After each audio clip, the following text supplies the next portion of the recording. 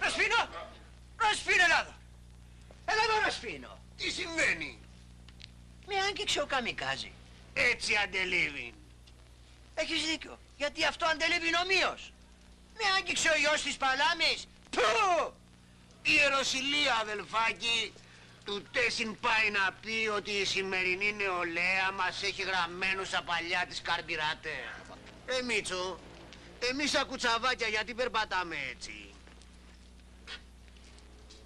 Δεν το σκέφτηκα. Το καμικάζι θα το σφάξω.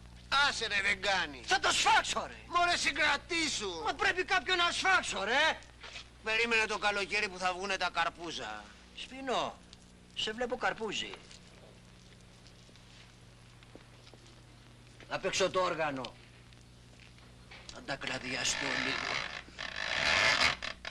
Πρόσεχε ρε Μιτσάρα, κουνιέται, θα πέσει. Μη σε νοιάζει, είναι στέρεο.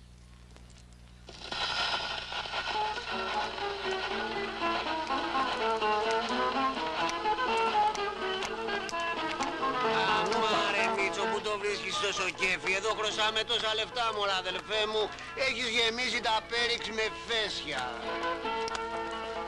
Είσαι μελάνι με κουτσαπάκι και το μαύρο και τραβώ.